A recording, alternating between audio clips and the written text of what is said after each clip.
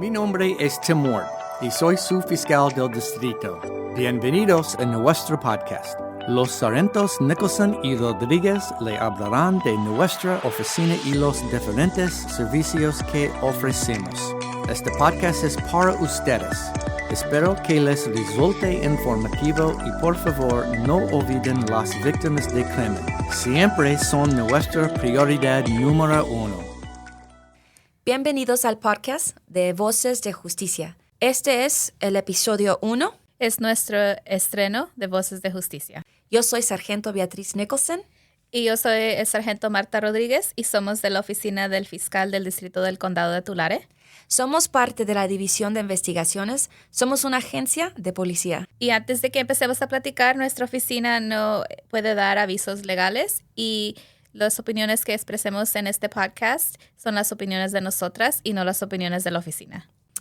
El tema de hoy va a ser qué es nuestra oficina, que es la Oficina del Fiscal del Distrito del Condado de Tulare, y por qué estamos haciendo este podcast, especialmente este episodio. Porque nosotros queremos conectarnos más con nuestra audiencia, nuestro público que habla español.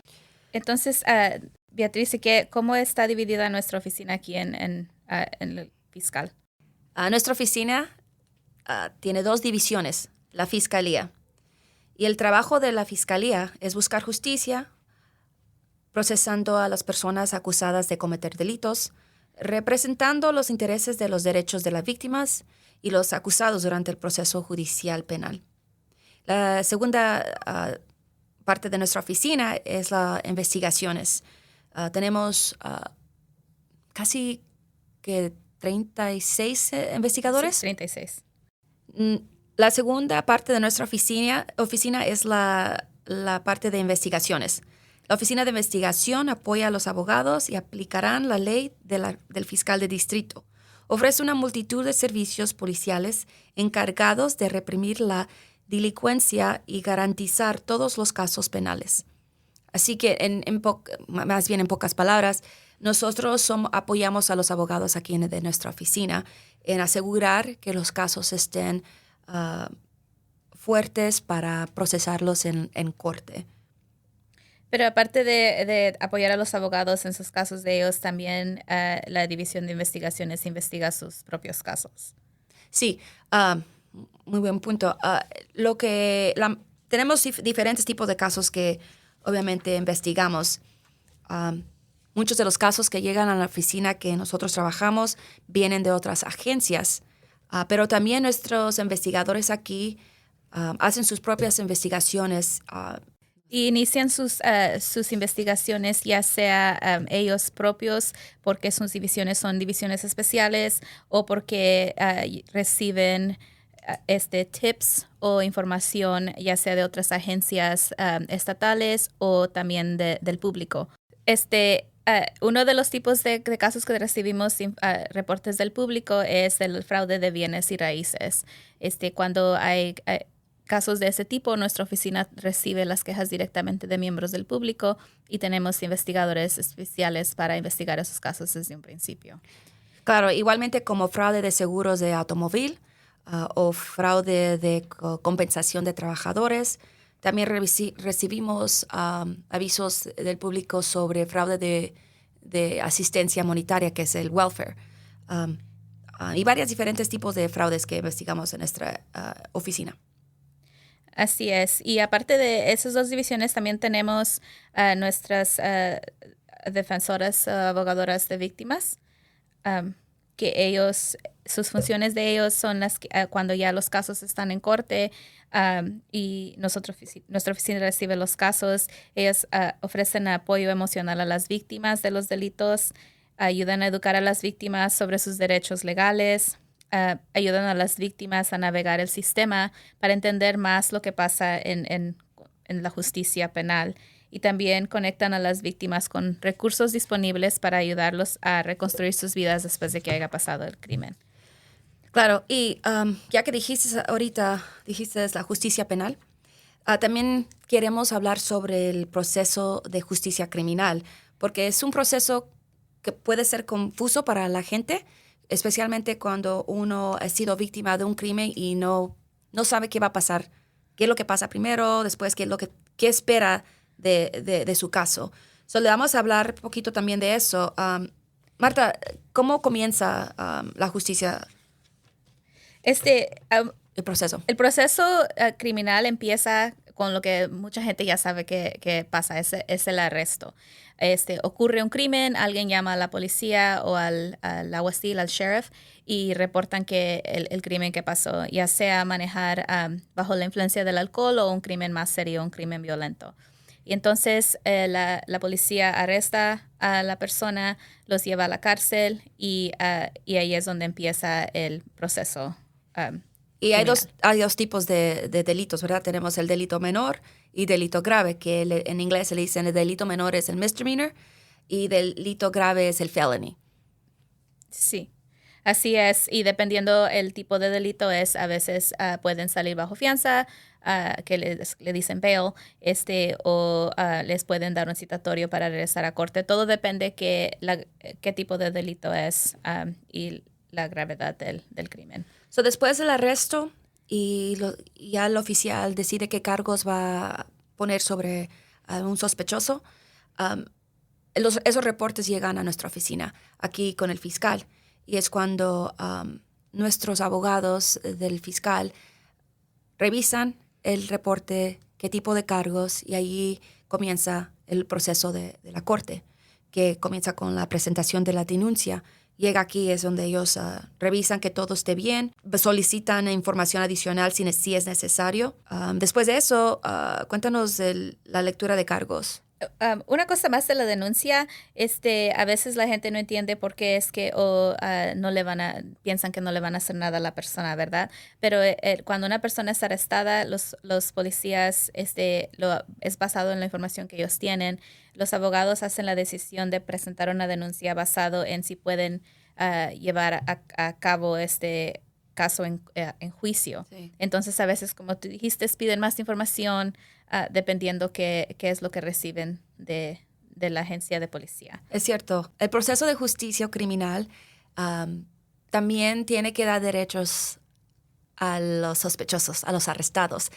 Es algo que frustra mucho a la gente porque piensan que tal vez la ley no es fuerte o la ley no está funcionando para las víctimas, pero también tenemos que recordar que si uno es arrestado también tiene derechos y por eso está el proceso judicial. Sí, así es, porque también pues son inocentes, son mirados inocentes hasta que no sean enjuiciados y sean hallados culpables. Exactamente. Pero si nuestra oficina sí presenta una denuncia, después de que la denuncia es presentada en nuestra oficina, la primera apariencia en corte del acusado o de la acusada se llama la lectura de cargos y es donde enfrente de un juez o de una jueza se le presentan los cargos de los que han sido acusados, que le presentó el fiscal. Y allí el acusado se puede declarar culpable, no culpable, y eso es donde empieza es el primer paso después de que uno va arrestado. Después de la lectura de cargos, llega la audiencia preliminar del delitos. Aquí es el segundo proceso en nuestra oficina. Y ahí es cuando el caso es presentado a un juez para determinar si hay suficiente evidencia, suficiente información para seguir el proceso que esa persona va a poder ir al siguiente paso, donde van a presentar el caso completo, ¿verdad? So, el preliminary hearing, que le dicen la audiencia preliminar, es la oportunidad para el fiscal presentar todas las evidencias al juez y luego el juez va a determinar si van a seguir al siguiente paso, que va a ser la segunda lectura de cargos. Sí, y en la audiencia preliminar es donde empiezan a testiguar, a dar testimonio los testigos, los oficiales que investigaron el caso. Entonces, ahí es una parte de nuestra oficina que vamos a platicar más en el futuro en otro episodio, pero cuando la gente tiene que venir a testiguar en corte, nuestra oficina da citatorios para venir a presentarse a corte para dar su testimonio. Y es la primera vez que empiezan a recibir citatorios es cuando empezamos la audiencia preliminar. Cuando se tiene que presentar para la preliminar. Y vamos a hablar en más detalle sobre los citatorios en el futuro porque esos siempre tienen muchas preguntas. Sí. Es Pero algo que cuando uno recibe se espanta en ver el citatorio. ¿Qué es lo que voy a hacer? ¿Qué pasa en la corte? ¿Con quién voy a hablar? La verdad sí queremos hablar mucho más de eso en el futuro. sí, y nosotros estamos acostumbrados a recibir citatorios todo el tiempo, pero nosotros entendemos que para alguien que nunca ha sido testigo de un crimen o víctima de crimen, puede ser algo que sí espanta. Y entonces en la audiencia preliminar se presentan evidencia suficiente para ver si se van a mover al siguiente paso. Enfrente de un juicio. Enfrente de un juicio. Y entonces que si en la audiencia preliminar el juez decide, ok, hay suficientes cargos para continuar a un juicio o no. No. Y si el juez dice que sí, ¿qué pasa después? Después entras a lo que dijimos aquí, conferencia antes de juicio. Eso quiere decir que el caso fue escuchado por un juez y el juez decidió que hay suficiente evidencias traen el reporte, las evidencias y los testigos que vinieron para el caso. Entonces vas a la conferencia antes del juicio y ahí se presenta el caso en detalle. Es posible también más seguro que la gente van a recibir otro citatorio para presentarse a esa conferencia. Y es igual de importante que la primera y ahí es donde van a decidir un juicio si la persona sí cometió esos delitos y qué sentencia le van a dar. Y una cosa que también otra vez vamos a hablar más en detalle cuando hablemos sobre los citatorios, pero a veces pasa mucho tiempo, ¿verdad? Yo no sé si podemos decir cuánto entre la audiencia preliminaria y esa confirmación de juicio y el juicio. No, tienes razón, a veces dura un caso y dependiendo del caso, obviamente los casos de delito grave, hay casos que han durado años y años, 5 años, y la gente no entiende por qué está ocurriendo eso, por qué dura tanto. Pero el proceso judicial es delicado y, como les dijimos, todos tienen sus derechos. Hay diferentes razones por qué los casos duran tantos y después podemos hablar un poquito más de eso para que entiendan, porque ya sé que es algo que es muy frustrado para la gente que está en ese proceso. Sí, y podemos dar muchos ejemplos de por qué y eso podemos hablar después. Tal vez cuando hablemos de citatorios les platicamos unos de los ejemplos cuando se puede delatar tanto entre la preliminaria y el juicio. Y hablando de juicio, también es algo que podemos explicar un poquito también. ¿Quién son las personas que escogen para el juicio? Sí, también esa es otra cosa que les podemos comentar porque hay 2 tipos de juicio, ¿verdad? Es el juicio donde hay 12 personas como ustedes que están escuchando que las son elegidas para sentarse en el jurado y escuchar el caso. Y el otro tipo de juicio es le dicen court trial o un juicio de corte, que es todo el proceso de un juicio, pero en vez de las 12 personas es solamente el juez o la jueza escuchando el caso. Más común es el juicio de 12 personas. De 12 personas. Y los juicios son, como dijo Sargento Marta, es una selección que hacen antes del caso, mucho más antes de casos. Y tal vez alguien que está escuchando ahorita ha sido parte del juicio o lo han mandado un citatorio para que se presente a ver si lo van a escoger para un juicio. Que todos reciben ese citatorio para presentarse a ayudar en un juicio. Sí, nosotros recibimos también eso, no somos excepciones, no nos dejan sentarnos en el juicio. Obvio, no podemos estar en un juicio porque nuestro trabajo no, ¿cómo se dice? Es un conflicto, no nos dejan, pero de todos modos no recibimos el mismo citatorio para sentarnos a ver si podemos ser elegidos. Entonces, ustedes que están escuchando tal vez han recibido uno y tenemos que responder, aunque no nos puedan escoger, de todos modos tenemos que responder. Sí. Y Entonces, cuando vamos a juicio, tenemos poquito tiempo para hablar sobre el juicio en sí. En sí.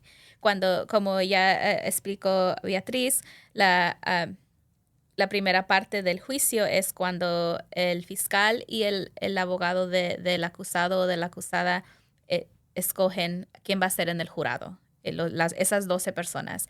Y a veces escogen más de 12 por si algo pasa con uno de las 12 personas que son las principales en hacer esta decisión. Pero porque a veces se enferman o una emergencia ocurre y tienen que tener a alguien para que pueda entrar en su lugar si sí, eso pasa. Ya van a medias para así no tener que empezar todo de nuevo. Tienen que tener reemplazos. Y después de que escogen el jurado, esas 12 o 14 personas, ¿qué es lo que pasa después? Entonces esas personas se presentan en corte y van a escuchar todo el caso. Escuchan el caso y ellos van a determinar si las evidencias está ahí, ya que las 12 personas están elegidas, o 14 personas, porque tienen que tener opciones si alguien no puede estar ahí durante todo el caso. Ya que los 12 o 14 personas son elegidas, entonces el caso se va a presentar enfrente de ellos y el juez, y comienzan las presentaciones de los abogados. Dan sus primeros argumentos. Luego después, al último del caso, dan los argumentos finales. Lo último es el veredicto, que es que si es culpable o no. Y entre medio de los argumentos, los primeros y los finales, es cuando los testigos dan su declaración en frente del juez y del jurado. En juicios criminales, el jurado no les puede preguntar preguntas. Nuestros fiscales son los que presentan los cargos, entonces ellos tienen que presentar toda su evidencia a través de testigos. Entonces ahí es donde todos los que tuvieron que ver con el caso tienen que testiguar. Y para dar un veredicto, las 12 personas tienen que estar de acuerdo. Si una persona no está de acuerdo de los cargos, si es culpable o no, entonces no se puede seguir a la sentencia, porque tiene que estar los 12 de acuerdo que todo lo que fue presentado fue suficiente y el cargo fue presentado correctamente, apropiado, para que las 12 personas puedan dar la misma respuesta. Sí, y cuando llegan a esa decisión, la manera en que llegan a esa decisión es que el fiscal tiene que haber presentado su caso y sus cargos con suficiente evidencia que no quede duda que la persona que está yendo a juicio, que el sospechoso o el acusado fue el que hizo el crimen o los crímenes de los que se les acusaron. Sí, porque si hay alguna duda, no puedes seguir. No. Tiene que haber, están seguros que lo que ocurrió o lo que presentaron de veras ocurrió. Todos los casos que son presentados tienen que ser completamente seguros en que lo que están cargando al sospechoso o al acusado. Y es por lo que dijiste hace ratito que el acusado, la víctima tiene derechos, pero el acusado también tiene derechos. Entonces es por eso que tienen que estar completamente seguros de que él o ella hizo de lo que se está siendo cargado. Sí. Y también tienen derecho a traer sus propios testigos, que sus abogados pueden, a veces no traen, pero pueden traer a sus propios testigos para testiguar también. Exactamente. Y si los hayan culpables, ¿qué pasa después? Ya que si dicen esta persona es culpable del crimen que presentaron, proceden a la sentencia. Y ahí es donde, dependiendo qué crimen fue, la ley está escrita en los cargos, que es lo que va a ser la sentencia sobre ciertos cargos. Y el fiscal va a presentar la sentencia que ellos piensan que va a ser justo por el crimen que pasó. Últimamente va a ser el juez que va a determinar qué va a ser la sentencia, o si le van a dar un perdón o qué es lo que va a ocurrir. Pero sí, la última, en ese proceso, el juicio no tiene manera de decir, nosotros creemos que esta persona necesita 10 años por el crimen. Ellos no deciden eso, el juicio no decide eso. Eso va a ser completamente con el juez. Ok, y en la sentencia, las víctimas o la familia de las víctimas tiene el derecho a hablar en frente del juez para decirles cómo el crimen les ha afectado, para que el juez pueda tomar eso en consideración antes de que dé su sentencia. Es cierto. Hay muchos casos donde la familia de las víctimas quieren hablar, o la víctima quieren hablar con el juez antes que decida esa sentencia para explicarles, para darles voz a las víctimas también. Tienen ese derecho y eso sí lo dejan hacer.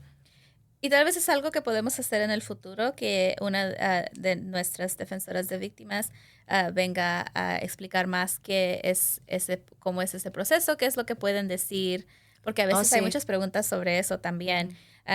Y yo creo que ese es uno de los planes que tenemos para el futuro de nuestro podcast, es traer a otra gente que trabaja aquí en nuestra oficina para que compartan con ustedes qué es lo que ellos hacen, porque a veces no sabemos hasta que no se presenta una situación y entonces hay muchas preguntas. Sí, tenemos muchas funciones en nuestra oficina y me gustaría traer más gente aquí que hable sobre sobre lo que ellos hacen aquí en esta oficina.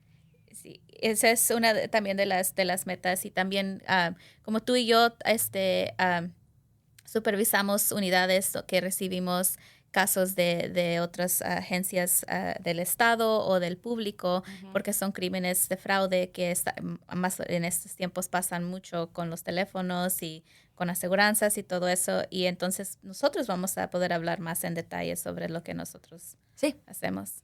Y estamos aquí para dar la información que necesita nuestro público.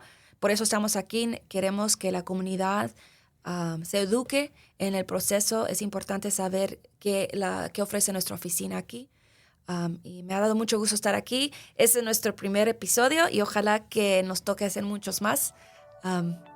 Sí, y tenemos muchos planes de muchas cosas que queremos compartir con ustedes, así que estén al tanto y nos escuchan en unas cuantas semanas otra vez. Adiós.